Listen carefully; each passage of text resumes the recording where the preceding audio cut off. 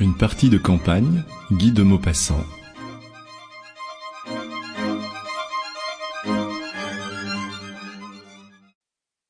On avait projeté depuis 5 mois d'aller déjeuner aux environs de Paris, le jour de la fête de Madame Dufour, qui s'appelait Pétronille.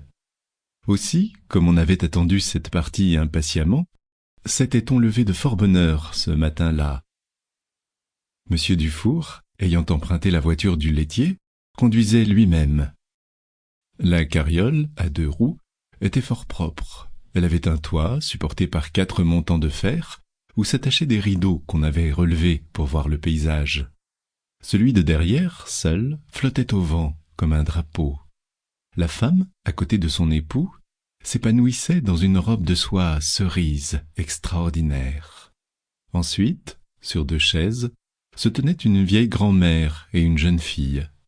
On apercevait encore la chevelure jaune d'un garçon qui, faute de siège, s'était étendu tout au fond et dont la tête seule apparaissait.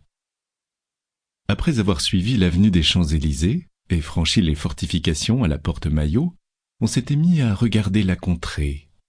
En arrivant au pont de Neuilly, Monsieur Dufour avait dit « Voici la campagne, enfin !» Et sa femme, à ce signal, s'était attendrie sur la nature. Au rond-point de Courbevoie, une admiration les avait saisis devant l'éloignement des horizons. À droite, là-bas, c'était Argenteuil, dont le clocher se dressait. Au-dessus, apparaissaient les buttes de Sannois et le moulin d'Orgemont. À gauche, l'aqueduc de Marly se dessinait sur le ciel clair du matin. Et l'on apercevait aussi, de loin, la terrasse de Saint-Germain, tandis qu'en face, au bout d'une chaîne de collines, des terres remuées indiquaient le nouveau fort de Cormeilles. Tout au fond, dans un reculement formidable, par-dessus des plaines et des villages, on entrevoyait une sombre verdure de forêt. Le soleil commençait à brûler les visages. La poussière emplissait les yeux continuellement, et des 2 côtés de la route se développait une campagne interminablement nue, sale et puante.